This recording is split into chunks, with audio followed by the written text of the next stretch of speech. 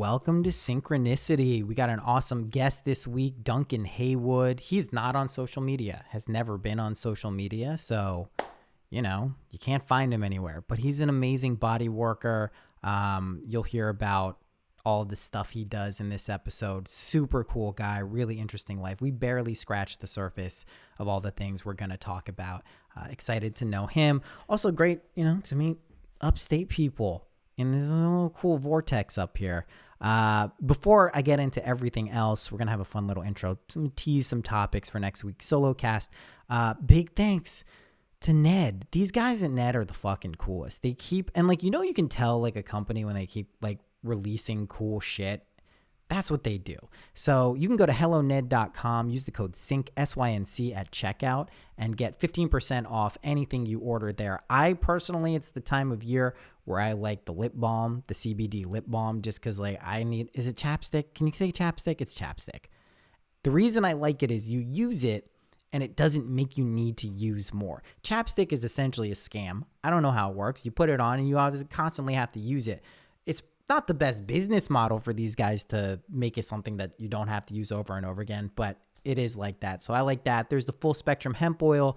It's a good time to be doing this stuff. It's a pretty good time. So go to helloned.com, use the code SYNC, SYNC at checkout, get 15% off your order. Big thanks to those guys. They're cool. And they keep paying me, which means you guys keep buying this stuff and keep liking it, which is that's a win-win-win in my mind. So fucking awesome. Lot of stuff going on, right? Saturn, Jupiter conjunction just happened. A lot of people feel we're moving into the age of Aquarius. There's a lot of astrologically significant things, of course. And this has got me thinking about astrology, belief, narratives, opportunities for realization more than recent times.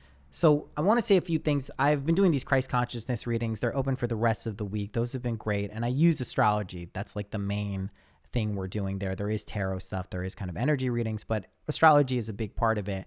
And I'm here basically just to remind everyone that regardless of what you believe, that it is your inherent willingness to place your awareness on those narratives or, external circumstances that give them their power, including the stars and the planets. If you externalize astrology or the age of Aquarius or anything, you're making a god out of it. And it's essentially a false god because the only real god, truthfully, this is true, test it out, is your consciousness. You are an individual. You are an indivisible part of the whole. You are one. You are part of the one, which means your perception, your awareness literally summons this reality into existence. So use tools like astrology, tarot, anything else as energetic maps of your being. It's why some people can use tropical astrology. Some people use sidereal. Some people use very specific. There's infinite ways. If you go through all the modalities of astrology, you'll eventually be every sign with every fucking, placement and transit you can imagine. It doesn't invalidate aspects of astrology. Our belief that the stars are a reflection of our being and certain energies, archetypes, is literally what allows it to kind of function in that way. Just don't forget that. I say this because I know there's a great debate of we've moved into the age of Aquarius. Now some people are like, no, that's in 300 years. No, that was 20,000 years ago. It's very reminiscent of the Yuga cycles that were going on in India, where people are like, there's these grand cycles, hundreds of thousands of years, and we're in the Kali Yuga, the Yuga of death and destruction. Everything is getting worse. And people are like, yeah, that's what it is. And then people are like, no, this is actually an enlightened age where everything is slowly getting better. Irrelevant. Totally irrelevant. These are narratives. These are energies, whether it's the age of Aquarius or not. And if you like that narrative, by all means, go to it. I get empirical evidence when I'm reading people's charts that there is an influence on Saturn and Jupiter in Aquarius. It's very clear. You perceive this and you get this opportunity when you do these types of readings to see the grand themes that emerge, not stripping any power away from that. But don't think that this time is any more or less auspicious for you realizing what the fuck is going on, that you're God, that you're everything. Don't lose that as an opportunity. Don't think it's only dependent on certain placements in the sky. There are energies, they can help us, but they're you. They're always you. This is critically important to understand. Otherwise, we can get carried away and kind of lose ourselves, which is fine. It's totally fine. And if you do remember this, you kind of balance yourself from not getting too far in one direction or the other. You don't want to get so structured with like, this is just me. It's only me. That's also wrong. It's somewhere in the middle where this and that are also true. It's this dolphin energy and the animal oracle. This and that are true, right? They're both true, but just use that as a stabilizing kind of belief structure that this is you. You give these things their power. Truthfully, does it mean that astrology doesn't have an influence on people who don't pay attention to it? No, because subconsciously, collectively, there's a resonant field that creates this energy that impacts people. If there's enough people who believe in something, it'll impact someone else. Ultimately, though, you have the power to kind of choose what to resonate with. And that's what a lot of this podcast is about. One other thing I want to talk about, been getting some downloads about death, physical death, individuality. Mentioned this. When you die, this is going to sound fucking like I'm an asshole because I don't consciously remember dying physically. You don't lose your individuality. You lose your individuality when you are ready to lose your individuality. If you are afraid that when you physically die, you will not experience yourself in the same way, that's fine. That's cool. You'll deal with that, but you don't lose it. You actually get to keep it until you're ready to let it go. That is what I've been told and shown, and however you want to look at it, it resonates with me quite a bit. The part of you that does die is the part that's afraid of anything, whether it's physical death, any situation. That part of you that's like, oh, I don't know, that will die. That cannot come along. It's like any fear that you've transcended, that part of you no longer is in resonance with your being. It can come back. It's like any ghost in the world. You can start resonating with it again. But the part of you that's afraid of death, physical, egoic, individuality, whatever it is, that part will die. So it is true that something is going to die, but you as an individual, when you're ready to let go of your personality or inherent resonant signature in a way that feels comfortable to you, you will do it in a very nice way. It's not going to be a traumatic event. What actually creates the trauma is resisting or thinking that it's going to be, or believing it's going to be something traumatic. So just try to change your mind about, or, do what you need to do to know that it's okay. Really. And we're moving through a lot of this stuff physically in this dimension now. That's what's so cool. That's what I think has got a lot of people jazzed up about this experience in linear time, is we really are we're getting these realizations in a resonant field pretty quickly. The frequency, or whatever you want to call it, of where people are understanding things is really going up. So just thought I'd mention those things at the beginning of the podcast. If you're into body work, if you're into just cool fucking shit, you're going to love this episode. Duncan is super cool. Happy to have him as a new friend. Go check out, you can't check out anything from him. You can't. You can word of mouth, man. If you want a fucking amazing, energetic, physical thing, this is your dude. Okay, without further ado, here is Duncan Haywood.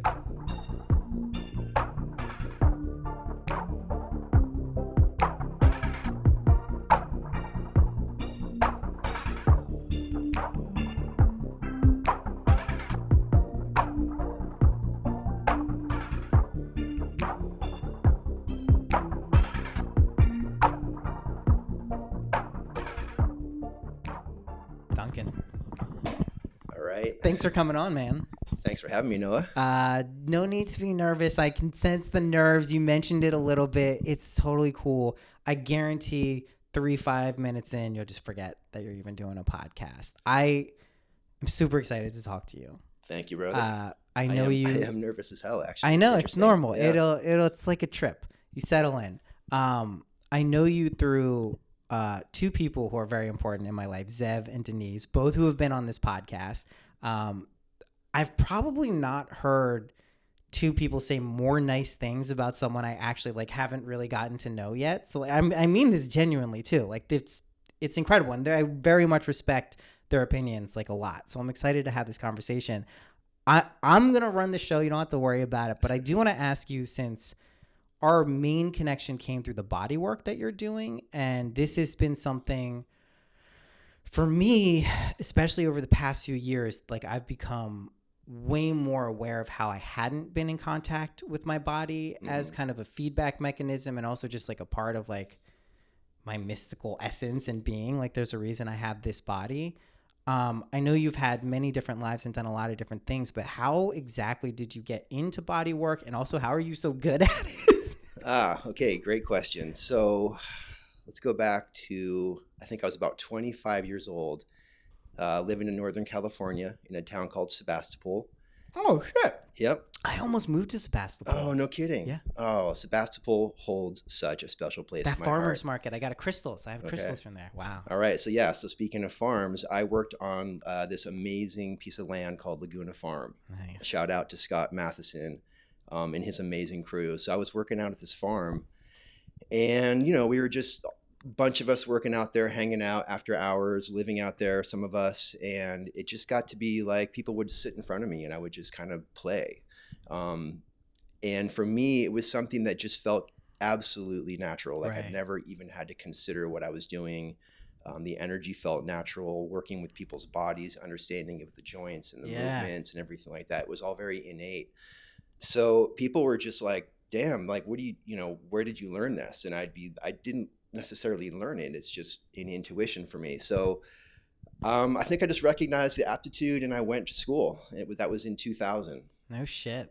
Yeah, that was in 2000 in Berkeley, California. Fucking and it's been an incredible journey since then, because the intimacy that this career has afforded me, like this window into people's lives at that level, is extraordinary. And like I'm truly humbled every day. Truly.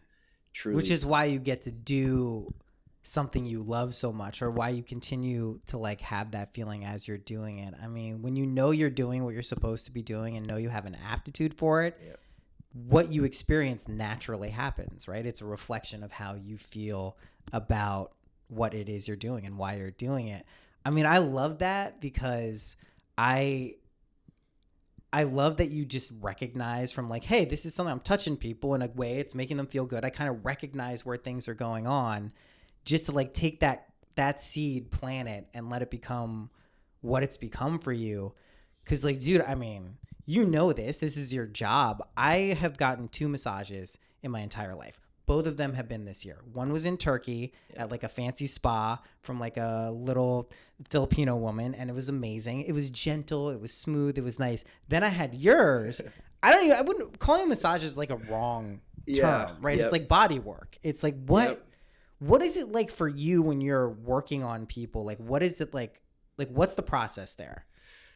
These are great questions. So the process for me, best described is for me to get out of my own way. You know, the more I can just settle into my heart, connect to spirit. I definitely work with certain energies. Like if I kind of call them around, then it gets me really connected to those energies. I connect to the earth. Nice. So for me to get out of my own way, because, you know, we all have this ego structure that wants to try to like, you know, I'm doing it. Be in control, whatever. I mean, that's the illusion, right? So if I just really settle in to the other person that I'm working on, their energy field from a place of heart, and allow the movement to happen, then it becomes a dance, and I'm no longer really working. I'm just enjoying the moment with another human being flowing through you. Yeah, and everybody comes to the table, literally comes to the table with a unique energy. And even if I worked on you, Noah, the second day in a row or third day in a row, it'd be different sessions altogether. And that's the power of the dance, is you just never know what you're going to get into. I just have complete trust. Yes. That's the thing. I go in with 100% faith that you know, that's my buzzword. Faith and conviction is literally the juice. I think what it is, it's basically the creative, subjective, subconscious. I call it the feminine power just because it's below our threshold of consciousness, whereas masculine would be objective, reasoning, thinking, subjective, feeling, knowing, you know, conviction. That is what generates the experiences. And at a certain point, it sounds like early on, you just trusted that. You're like, yo, this is just like, this is it. Like, I know I'm doing this. This is what I'm supposed to do. Have you ever like fought it? Have you ever been like, nah, I don't want to do this? Or was it just like a straight linear, like, I know this is it?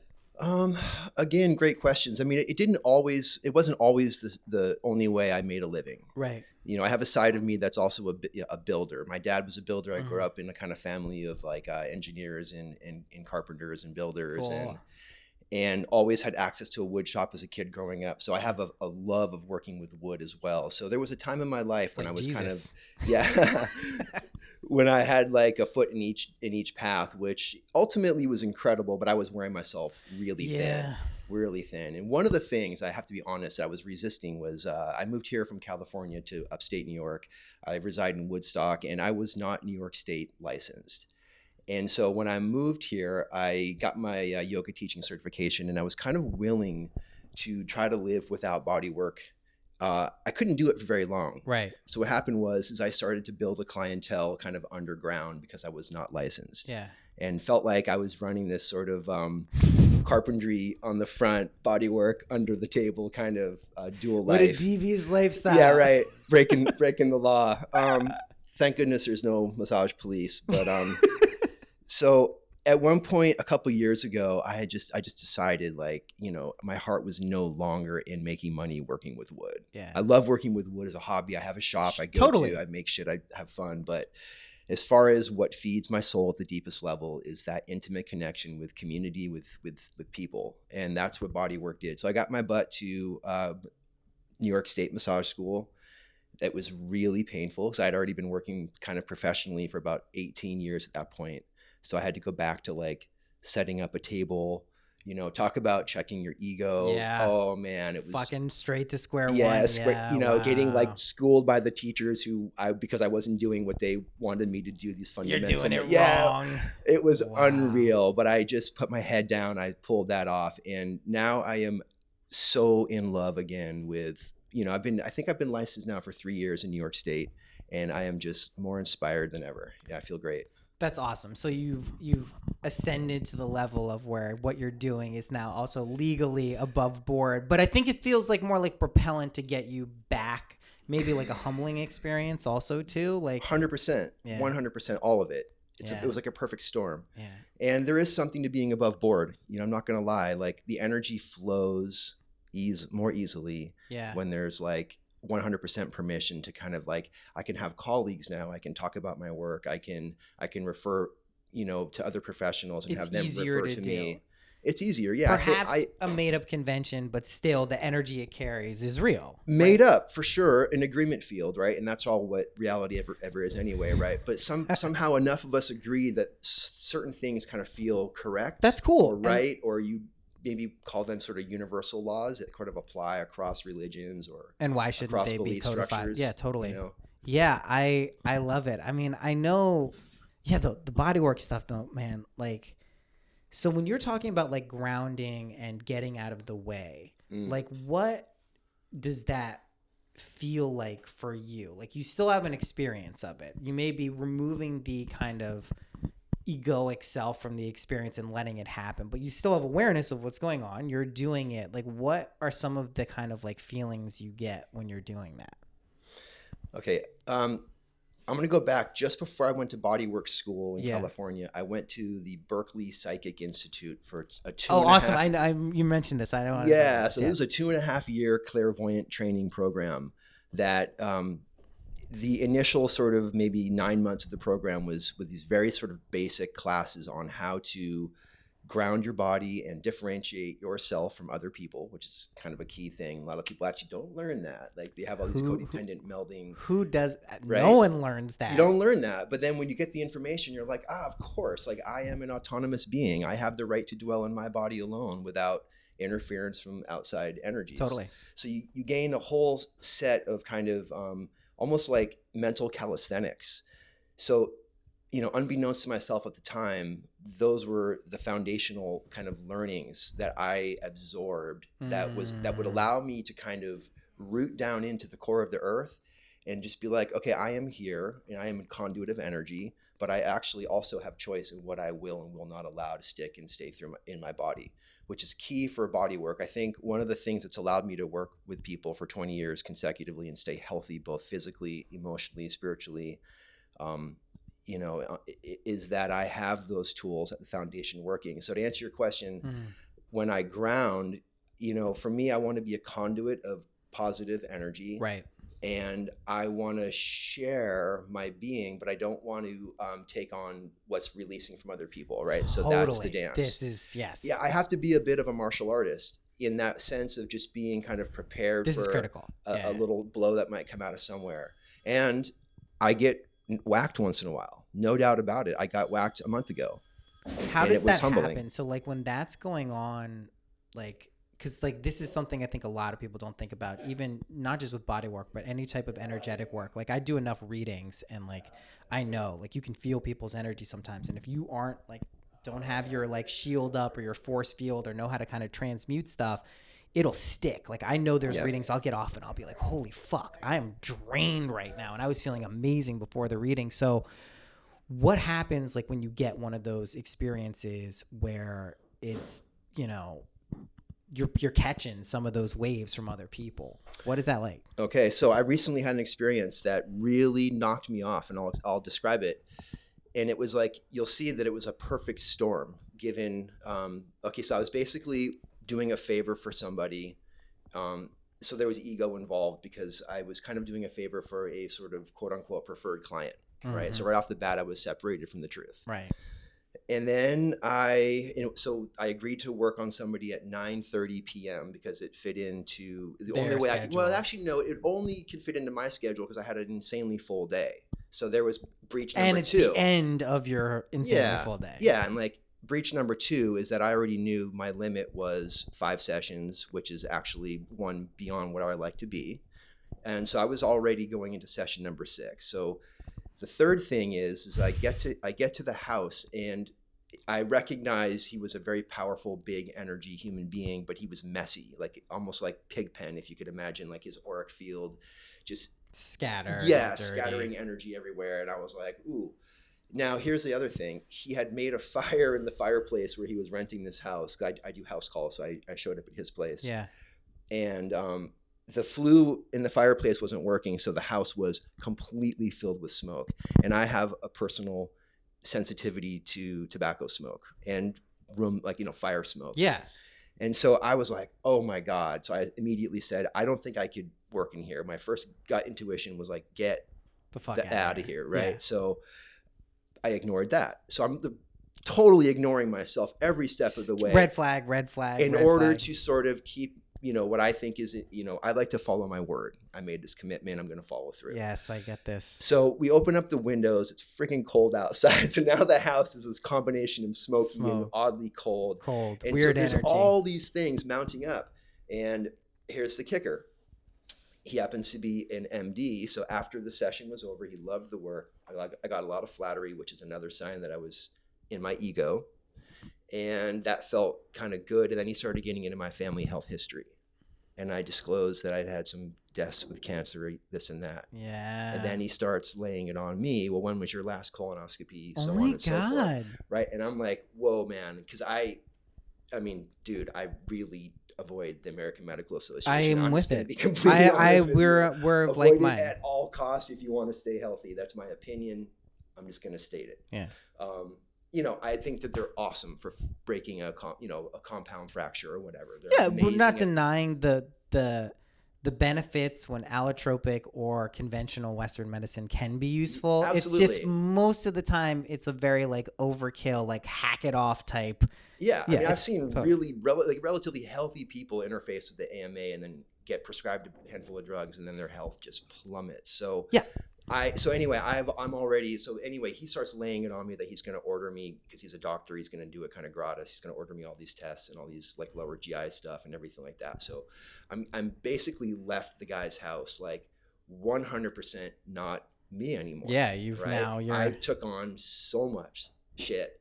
And I wasn't able to notice it. Where it started to happen is it leaks out into my relationship with my son. I'm way less able to tolerate things like his things that he does that are not like the way I would do them, for example, or kids will fucking teach you this. Woo, you know. But then when enough of my friends start asking me if I'm all right, then I'm starting to go, all right. And I'm starting to feel kind of really. You shifted yourself to a different version and timeline. Yeah. Yeah. Got whacked. You got whacked. You get reality whacked. So it took me about a week to work it, and I kind of do a series of things of, you know, meditations and visualizations I learned at the clairvoyant training program and whatnot, and eventually had what kind of looked like an anxiety attack. Like I just sat on the couch one morning, unable to move, like in a paralysis, until the emotion basically subsided, ripped through me, and I just had no choice but to give in to the cry. Oh yeah. I love that shit. Yeah, man. well then it's my favorite thing. It's fucking rad, because then I emerged like a fresh little baby, ready to greet the world, and then back to being me, only an upgraded version. Truth be told, so I can't even judge that experience. Of course as not. Bad. That's the thing. No, hell no. It was an incredible teaching. That's why. And real quick, I still work on him. It's just that now I go. You know the boundaries. Oh, I know the boundaries. I know when I'm showing up. You know when you're showing up, what you'll take on, and you're probably helping him much more that way as well, because you're not having this relationship, which. Some people could look at like what you went through and be like, oh, well, this guy has bad energy. Like you shouldn't have went there. But the fact that you went back there with like a healthier, more composed self actually allows you to be a mechanism for healing. And that's really what you're doing. Thank you. Thank you for seeing that. I was actually excited to go back. Of course. I like literally prepared myself. Like I went in like a fighter would prepare for like a fight, but you know, in love, 100%. It's an interesting kind of paradox, right? I get the paradox. When you're talking about this, I'm thinking about DMT, this pen that's sitting here, because my last experience was very much like just every scenario, every red flag that could have been going off, I should have known, pushed through it anyway, and I had a terrifying experience where I was like affected. I think in both of those, and a lot of people are getting these lessons here, you are really learning to like respect and care about yourself. So you give your an experience where you don't, and then it leaks on, and you've luckily built an amazing life for yourself where you have a beautiful son who reflects back energy when it's not the way you want it to be. You have friends and a support system. So you have these self-calibrating mechanisms when you do kind of not take care of yourself. It manifests inside of you. You see it, you address it, you do the things you need to, and then you can go on with the experiences you're looking for. I think where a lot of people are getting stuck sometimes. I know this happens for me, and this is kind of the length of us being upset or not in like resonance with who we really are, is our willingness to believe that those circumstances are somehow inherently negative, somehow there to fuck our shit up. We failed. And it doesn't even just have to be like an egoic misapprehension. It can just be like, we're not getting it right then. Like, we just don't understand that, like, it's never that. Like, you wouldn't do that. And, like, I know in a reading, this really struck me the other day when I was pointing it out to someone. I was like, they're like, well, how do I know my thoughts are really what I want? Like, maybe there's someone else who, like, implanted this in me, or my idea of what I want is just someone else's idea. Like, how do I even know? I'm like, here's the deal. Here's the deal. It's the easiest thing. And you're doing this. And a lot of people listen to this podcast do that. I know that.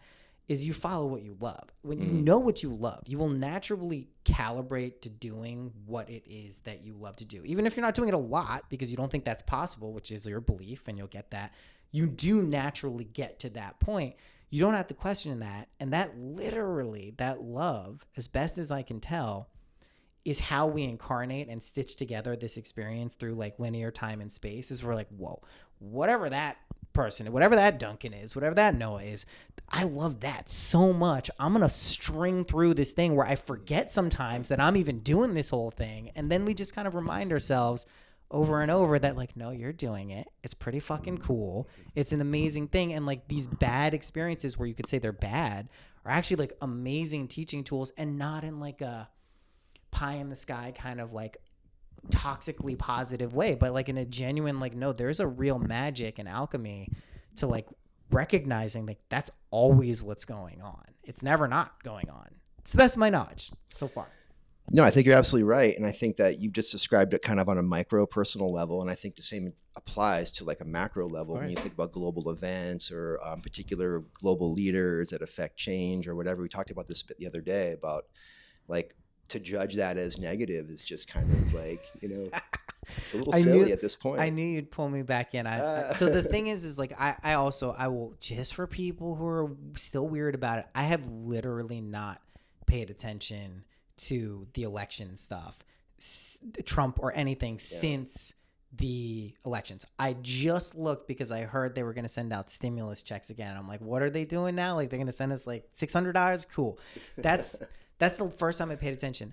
I went through a very interesting year where I feel like I fully appreciated not only Trump, but also Trump supporters and just like an ideology and what the resonant energy was there. And the reaction that came from many sectors of my life, everyone was still cool, was crazy. It was like violent. It was like, fuck this guy, fuck everything he stands for. I'm like, do you not hear yourself right now? Like, I think if you saw anyone doing that, you'd be like, hey, maybe you need to chill out. So like there is like this divine function for all of these characters in our life, and when you get it, it's better. It's like you don't have to like get caught in this fucking I hate this person game. This person's a fucking asshole, making up imaginary people in your head to dislike. It's like that's not worth it. No one wants to be spending their time doing that. But yeah, I agree. I don't know. People I don't agree. like him. No, I mean, he was masterful. I mean, look what he brought up, and look what he brought to the surface, and look where we are now. I totally agree. I mean, what a master. I totally agree. I get so much flack from certain people, and all I would say is like, if that just saying that can trigger you because it changes your conception of who you think I am or like you are or whatever, it's like that's not it. That's not it. Well, I mean, it's funny because in my work is very delicate, and I work on a lot of people that want to like tell me how they feel politically or whatever. Course. And I don't care one way or the other. I see the whole thing as like a pageant. Yeah, you know, it's like a masquerade. It's a masquerade. Yeah, totally. And people really get very offended. So I try to be like Switzerland when I'm working, but I definitely stand back and appreciate just the change. Like, look where we are now. Like what the discussions, the energy that's been moved and shifted. Yeah, is phenomenal. I think like I have a good friend, Jessa. She does a podcast, and she brought up, I thought, a really good point. Like this age we're moving out of was an unconscious masculine age. That doesn't mean either the unconscious or masculine is bad. We're moving into a feminine conscious period. There will be conscious masculine periods. There will be unconscious feminine periods. They're just energies. And to judge them as like, this is inherently bad, again, misses kind of the macro point that that's not actually what's going on. They're energies to be worked with and understood. And like, yeah, there's a lot of change getting piped into this reality because a lot of people internally, and this is what I think creates our impression of what this dreamlike world is people kind of have this weird feeling inside, like maybe this isn't the way it's supposed to be. Like maybe this isn't really what's best for everyone right now. Like I think there's a way we could raise the frequency where like maybe there's just objectively less suffering. And then when you get to that point, the next hurdle I've found is to not get caught up in the game of fixing the outside world. It's then to go back inside and be like, all right, where are the areas in my life where I need to tighten up and I need to clean up and I need to heal?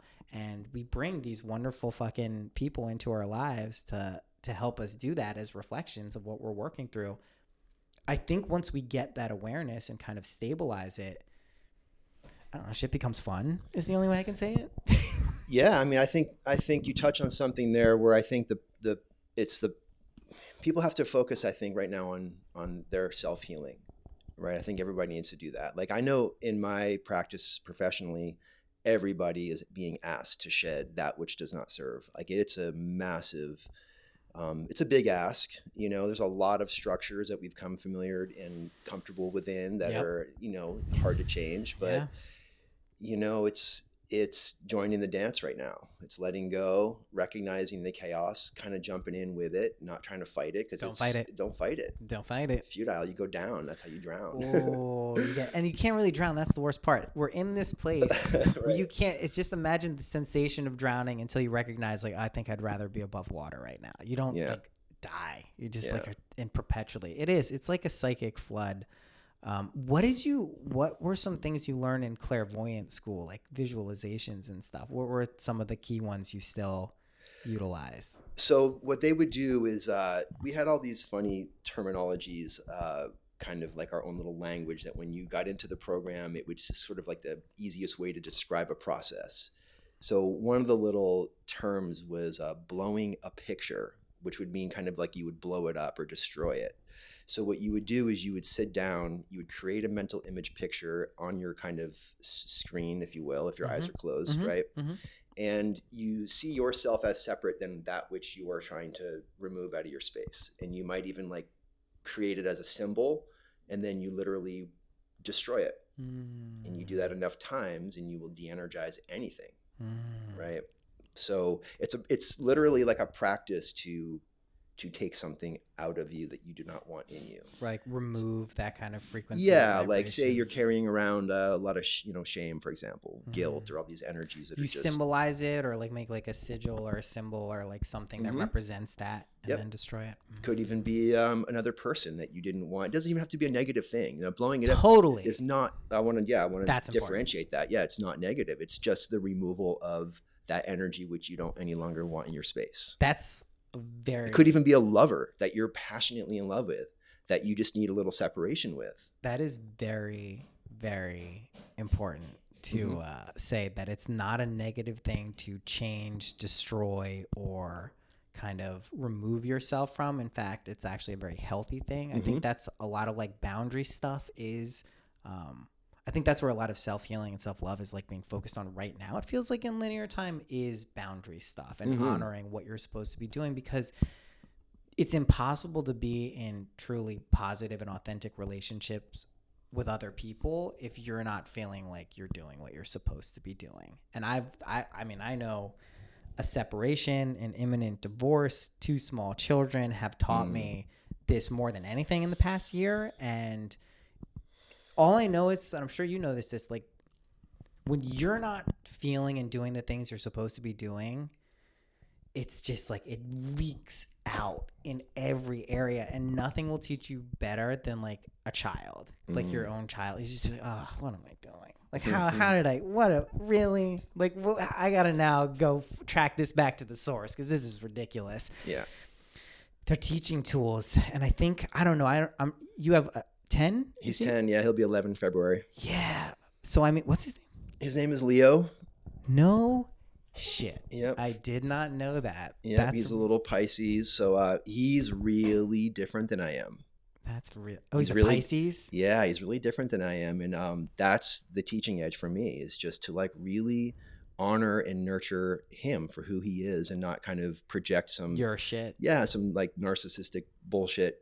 Like, why is he different? Like, I didn't do it that way, or all that, those mental journeys. Totally. Absolute. Then you end up putting shame in whatever into them for them just being who they are. And so that's my edge, is just to love this being and appreciate. He's like a little Buddha. He's all heart. He's all heart. That's how they are these days. Yeah. And it's taken me, I'm 48 now, and I'm just now learning to like come from the heart, like where it's been sort of not the safest place for me in the past to be as sensitive and as open as I am and live in the heart, in this culture of like suffering men and, bullies, and it's rough out there. Right.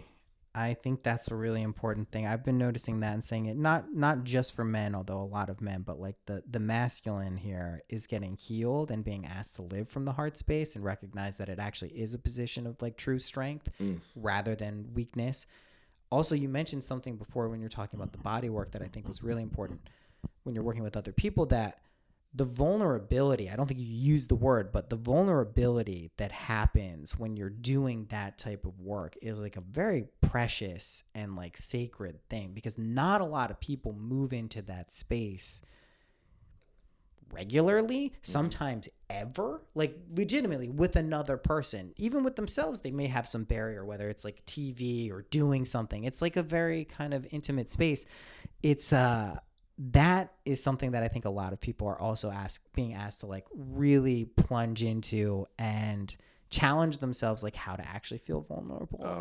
Man, what a lesson. Wow. Well, what you just described is something that I take so deeply and appreciate to the deepest kind of levels of that vulnerability. Like it's an honor. like to be able to hold space in that, Hold space, or even maybe not even hold it. That's kind of a funny term, but maybe just allow space. But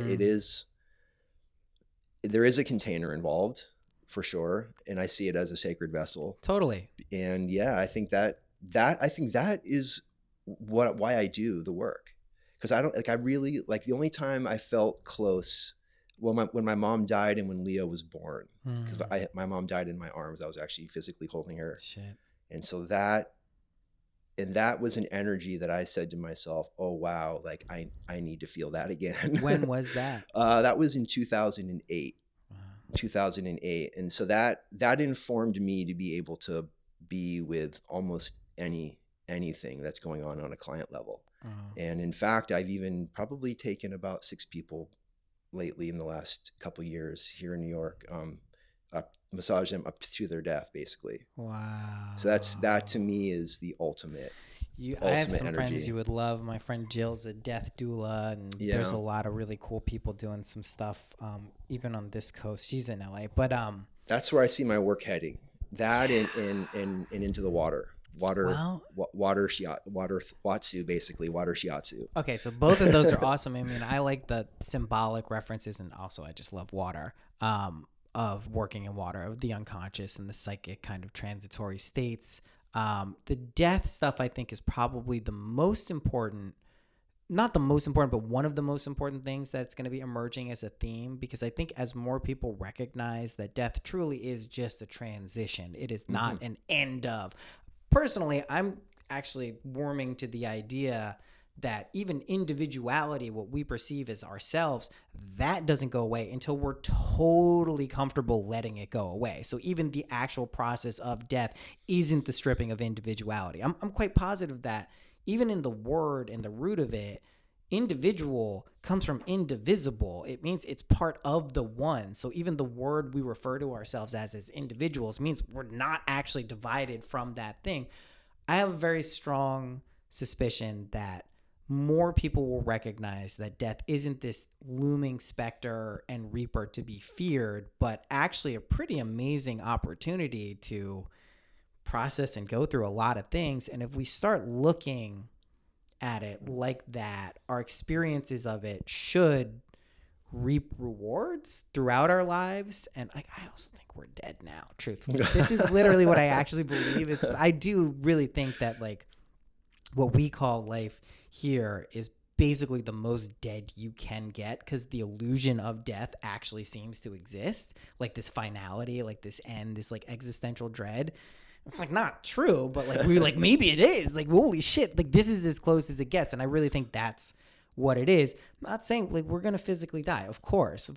Don't deny that. But I think once that kind of fear starts to get removed, people who are able to usher people through that, I mean, that's what's better than that? Yeah, there seems to be a calling right now. People are waking up to the fact that the way we've been treating death is really terrible, on so many levels. That was the thing that struck me when my mom was dying, is we had to interface with all, 'cause she had pancreatic cancer. So lots of trips to the hospital and this and that. And it was just, we were treated so poorly, just treated like cattle. Like livestock, yeah. Yeah, completely. So I thought to myself, well, obviously a revolution is needed in this industry, top to bottom, and even hospice, because hospice came in and they were great. No, don't want to knock hospice. Beautiful people doing beautiful work, but there was also kind of a limit to where they could go, what they could do. Yeah, there's professional boundaries, and I saw the need for way more of a spiritual approach to death and dying. So. And a mechanical approach. You need touch, for example, music, all kinds of amazing things can happen for somebody to bring them peace and comfort. Which is the goal. Yeah. I see it because it is your consciousness is withdrawing from a physical form.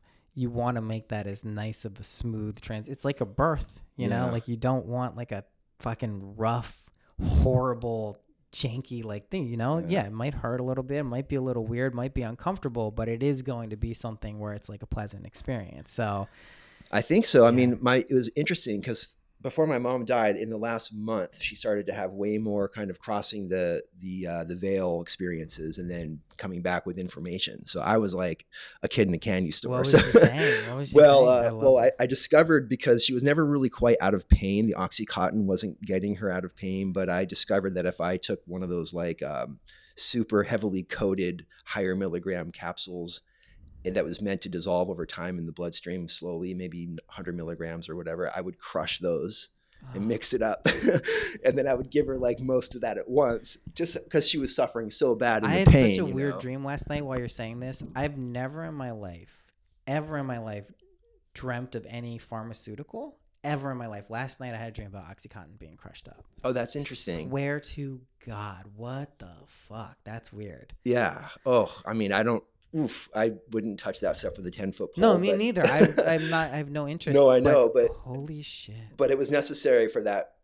Well, maybe not that particular drug, but something was necessary to get my mom out of pain. Of course. My grandfather, when he was passing, I think he had, was it pancreatic? No, rectal. It was horrible cancer. They were on morphine drip. He was on morphine. 100%. Yeah. It's like, and by the end, the person's just like click, click, click, click. You just let it rip, because even if they give themselves a lethal dose, like, that's all right. Being in constant chronic pain. And I wasn't really toying with the lethal dose. I mean, there was definitely times, because I was with her for 8 months and it was getting brutal. Wow. But there was times when I was like, I can't do that. Like, she has her own time. She's working with creators. She's doing the finishings of her work here, even though she was kind of nonverbal at some points. But anyway, back to this particular story. So the first time I gave her like all those milligrams at once, she just like went into launched.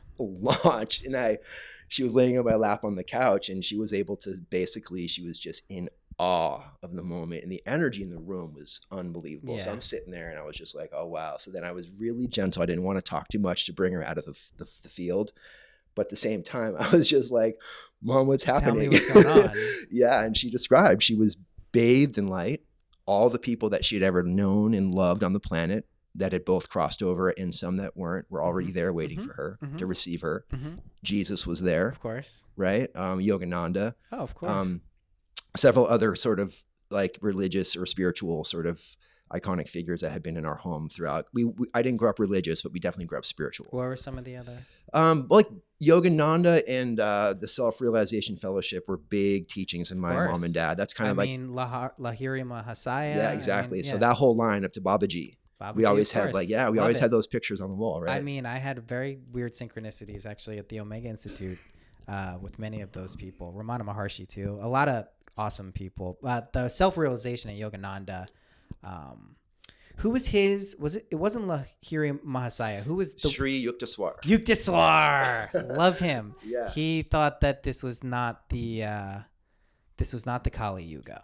He was pretty confident on that one. He's like, this isn't the Yuga where everything is horrible. It's actually pretty awesome and getting better all the time. Yeah. I agree with that. Yeah, me too. Cool. Continue. So that's awesome. Yeah. So they were all just there waiting for her. And she was, I mean, I could tell she wanted to keep going, but again, she had her time. But so she was able to bring that back verbally as well as energetically, because I felt it. It was 100%. It became part of me, So I do carry that as a knowledge that, at least for me, I'll be careful how I say that, but for me, I feel like it's all good. Like when we cross over, whatever that even means, I don't think there's heaven or in hell. I just think it's energy. Do we keep learning? I do believe that. Yeah. I think as a soul, we are always evolving somehow or another. In time, in linear time, that seems to be what is always happening. I do think we pull out when we're ready for it, the conception of time and space. I don't think that is something that is like a scary and bad thing. I think it's like, if anyone's done ketamine or any other dissociative, you can pull out of time and space and recognize that it's totally real, but it's totally not real. It's not is what we think it is. I love hearing about the death stuff and the NDEs and people who cross the thresholds. I am what I would describe as like a very reluctant and resistant medium. It's happened to me enough times and been brought up by enough, people who I trust quite a bit that it's real and it's a thing and it's fucking weird. But there is this interfacing, I think, now of spirit worlds and what we perceive here just as like 3D regular reality. And those worlds are kind of, you could say a veil is being lifted, they're merging. So I think our conception of what death is as an energy and how we can actually like relate to people who maybe are no longer physically here is also going to help a lot of people, because I think the finality, I think, is what freaks people out so much. The perceived end of the will I ever see these people again? They're gone forever. And that's never true. Like, I'm sure there's been plenty of times in your life where you can feel your mom's presence. Like, it's like she's not gone. She's not physically here. It's not the same. You know, we like things the same, but they don't leave, you know what I mean? They still carry on. And I think this also speaks to like this universal aspect of humankind, or whatever you want to call it, mankind, that basically we're one. Everything that has ever existed, will exist, is existing, we have access to as like a limitless spectrum of possibility. This goes back to me thinking we're dead too. I think we basically project, we select based with our feelings and our emotions, and using our desire as like a quick little calibrating device. We use our feelings to select from an infinite array of experiences, possibilities, timelines, relationships. If we're do it with some level of awareness, you can get pretty good about not micromanaging and selecting how your life is going to look and who it's going to be with, but what you're trying to like move through energetically. As we do that, I expect we'll find, you know, a lot of the things that we've held to be true about this world are not. It's much more like a dream. It's much more kind of magical and resonant and like laden with kind of amazing energy that's infinitely accessible. As people, I think, come in contact with this, our frequency of the planet, of people, begins to raise, and like shit just objectively then gets better. But it always has to start as a subjective feeling. Like, this is why I'm always telling people we're on the best timeline. They're like, you're crazy. We're not on the best timeline. In your life, things don't even seem like they're the best timeline. The world isn't on the best time. I'm like, no, that's wrong. Like, I fucking, one day, I'm sure this has happened to you. People have this happen to them. They just don't hold it. And I've forgotten it for sometimes years out of my life. Shit is great. Shit is literally perfect. Like, you actually have all of the tools you need to live the best possible life ever. If that's true, let's just say it's true. It's true for you. It's true for fucking everyone. So as long as you can remember that, you basically collectively move, individually and collectively move people to a resonant field that is kind of like the Yogananda world that we're talking about. I really, what's his name? Chogyam Trungpa would, like I say, what's his name? Chogyam Trungpa would refer to as Shambhala, right? This enlightened vision city, this golden place, doesn't mean there's not painful and negative experiences. That's a part of it too. That's the beauty of this shit. So, well, you touched on something where we'd have to kind of share a resonant field, right? And that's the work right now, is that we're so much distraction being thrown at humanity right now. From every corner, we're getting like the illusions seem to be ramping up too. And so what people are aligning their beliefs to, or their emotional structures to, are like false. And where we need to be realigning, well, like I said earlier, like, we have to heal. There's trauma in every one of us. So much. We are traumatizing the earth. For us to separate ourselves from the earth is insanity. So what we are doing to our mother, we are doing to ourselves. And so we have a huge responsibility as humans right now to do our self-healing work. And then, you know, the earth doesn't need really our help. No, George Carlin said it. It's like, the earth, she good. It's fine. She's gonna do what she's gonna do. She's gonna shake us down when the time is right. And it does seem like that time is coming pretty soon. I mean, the way we are thrusting forward without seemingly any care is alarming at best, you know. If you want to live in physical form, you need to honor the ecosystem you exist in physical form at some point. Now, does this mean you have to live a false conception of what an ethical or moral environmental stance is. No, but just do when you know you should do something because it's better for the planet or for your environment and it feels right for you. Do that. I tell people to imagine this all the time. Just imagine yourself being more environmentally conscious. That's it. That's it. Start there.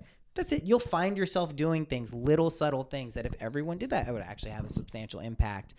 Also, I mean, I don't know about you. We live in kind of like a special area just resource wise, but I know people across the world in the country, like they're starting to get that, like growing your own food, really like understanding what you put into your body, where it comes from is maybe one of the most important things that will necessarily have a positive impact on the planet. That besides kind of undermining structures of like big corporations that have kind of capitalized. And I mean, to be clear, I spoke about this with Denise a lot. I don't think these corporations, even like Monsanto, they're not inherently evil. They don't do these things because they want to fuck over the planet. There may be an energy that's manifesting like that.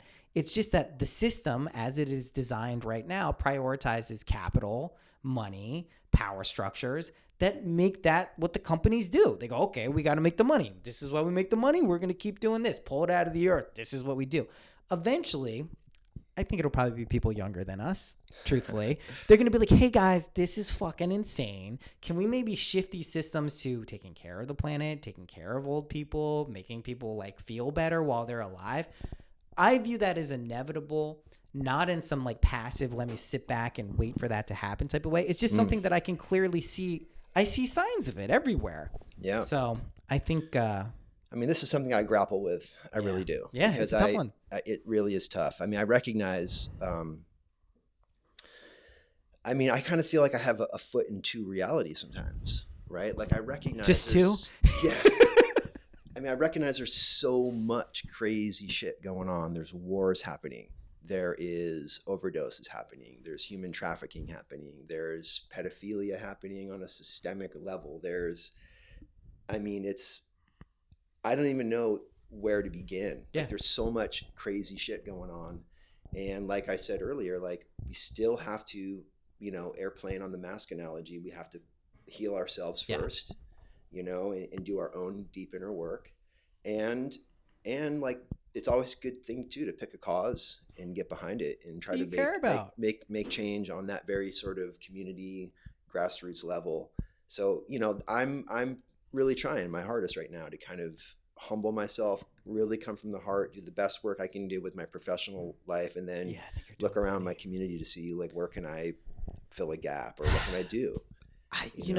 I've had enough readings over the past year, especially to just put a different spin on it, during all of the Black Lives Matter big time flare up, the racial tensions with the police brutality. A lot of people be like, I want to do more. I feel like I should be doing more. I'm trying to do more. And what I always say is the first part of what you said, which is take care of you. Mm-hmm. Because then once you're taken care of, you're going to realize how powerful you are. You're going to realize just by doing body work, if you did nothing else, if you are working on someone who has a major breakthrough or solution towards a major world problem, you did your job. Mm-hmm. You don't have to be the person fucking rallying on the streets. You need to do this. If it's something you genuinely care about, you'll find a way to get that expressed at some point. This is the same kind of approach I take with creative projects. Like, if you force that fucker out, it's going to be painful for you. It's probably going to be a little more contrived. You just let that thing come out when it's supposed to come out. It's going to be perfect. You're going to know it's perfect. Everyone's going to love it. You're going to feel it's great. So it sounds selfish, and ultimately it is selfish, but it is being selfish sometimes is the most selfless thing you can actually do. Yeah, it's not negative. Like, it's not a negative thing. Like, you'll know when people who ask themselves, like, am I being too selfish here, are almost never being selfish.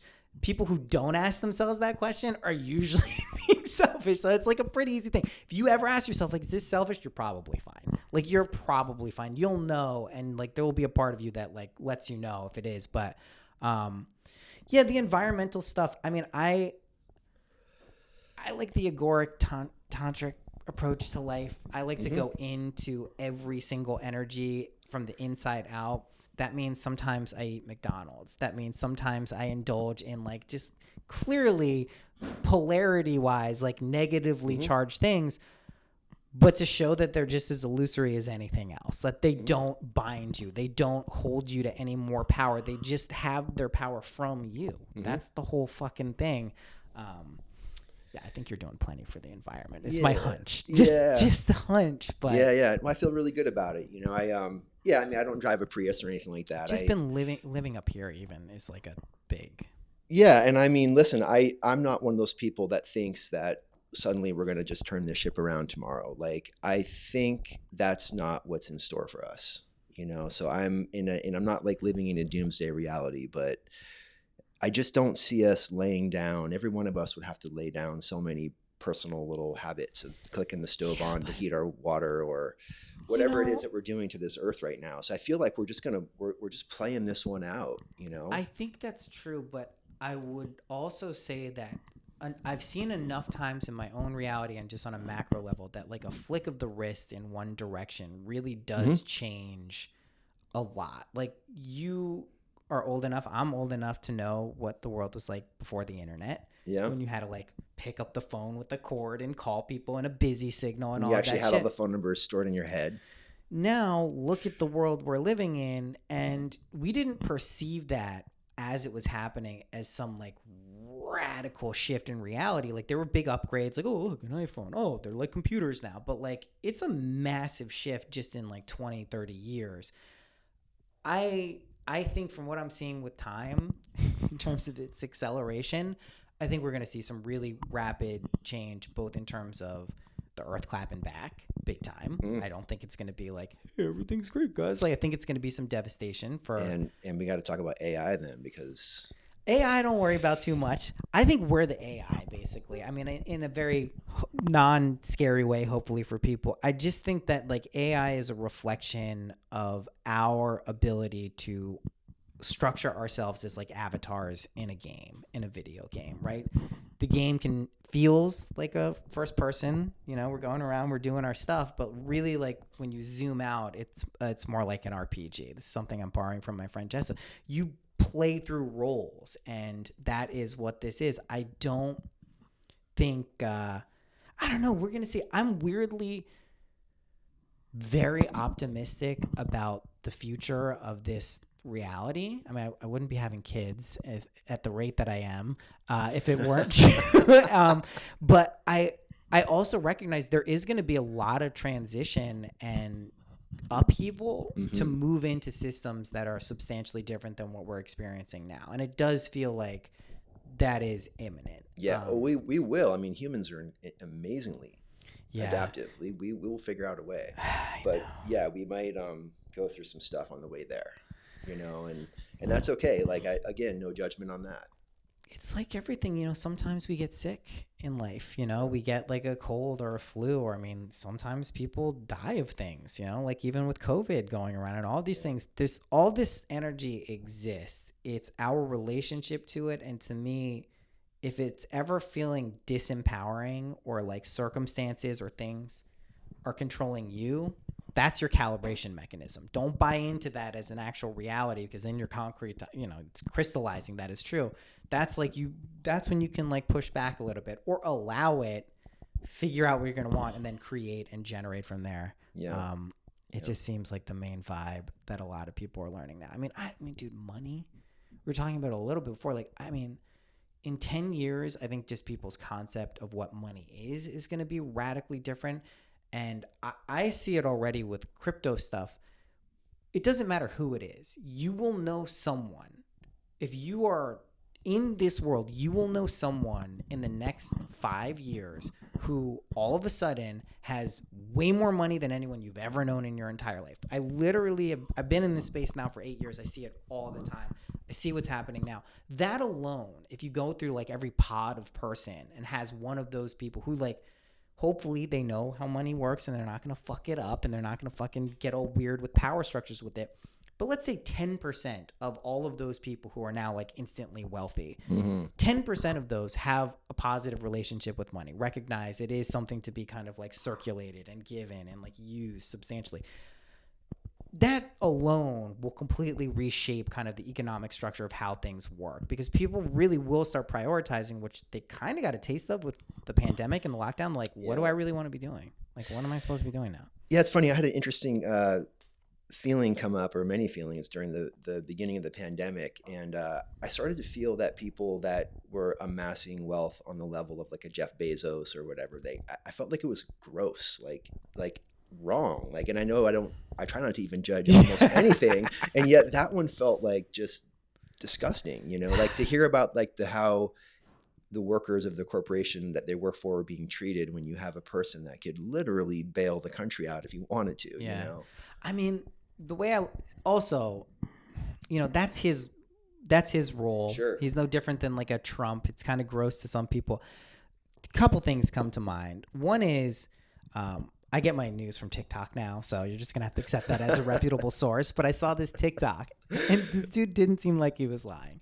And he's like, listen, I used to be a gold trader. Like, I worked with big venture capitalists and firms. And he's like, I've seen shit that like would blow people's mind. He's like, I once saw a guy in the Philippines with a checking account with more money in it than Jeff Bezos. And if you know Jeff Bezos, his money isn't liquid. That's in stock. He's not actually having all of that money. You can't go to a bank and say here. And he's like, I saw it. He's like, that guy gave me 2 fucking Bentleys as a bonus and $50,000. Like, you don't even understand.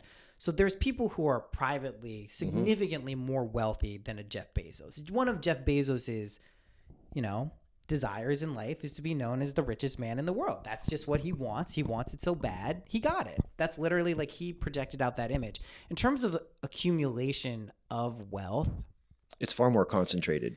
It's concentrated, but it also will begin to show itself as like not the mechanism of like happiness or fulfillment or contentment. And that, as it gets broken down, I actually don't think that gets broken down specifically by someone having a lot and being like, oh, that guy's not happy.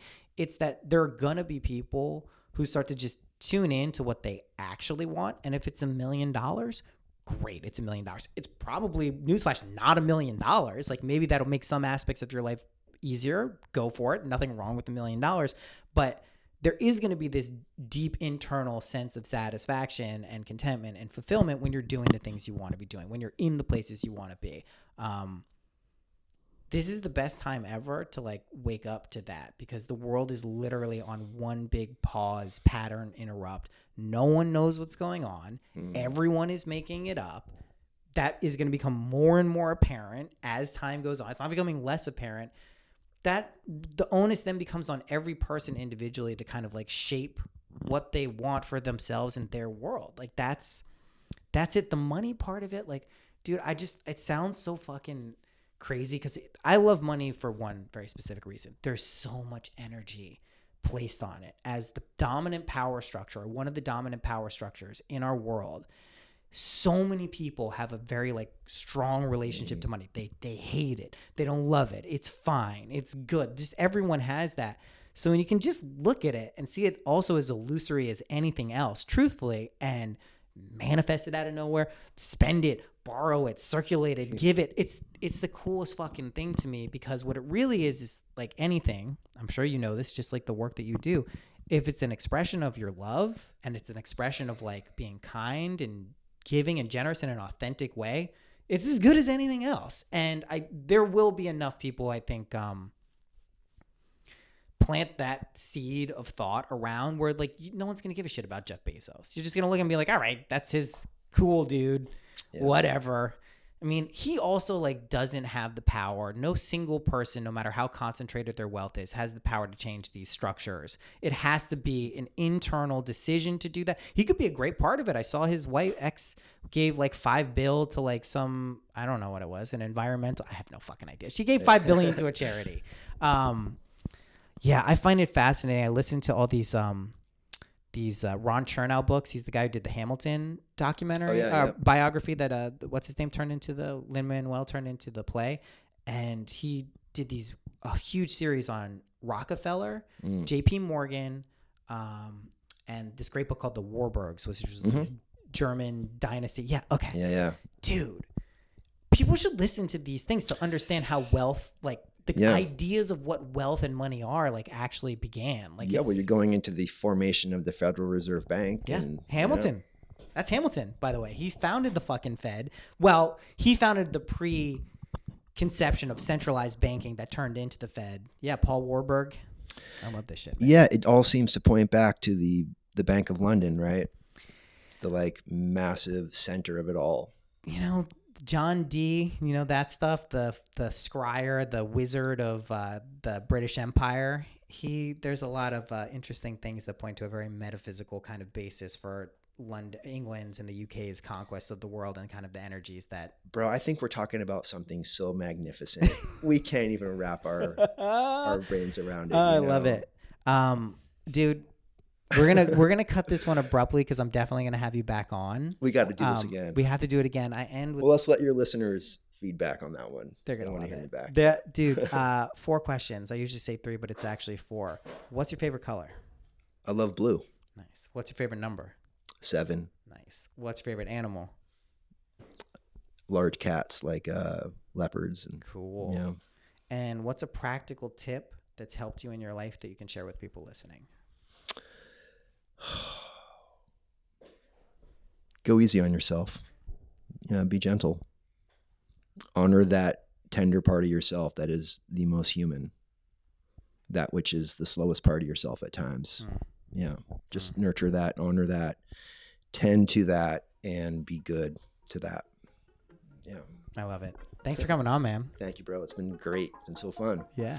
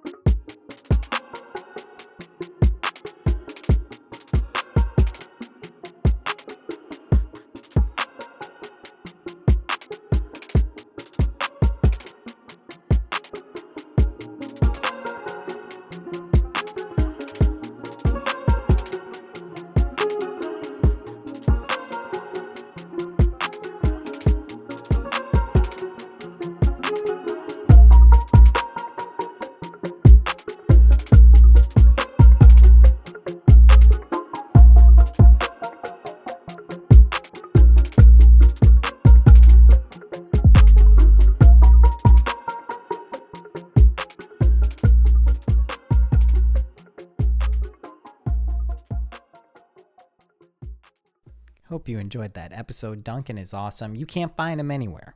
He's just got to find him out in the real world. That's how it works.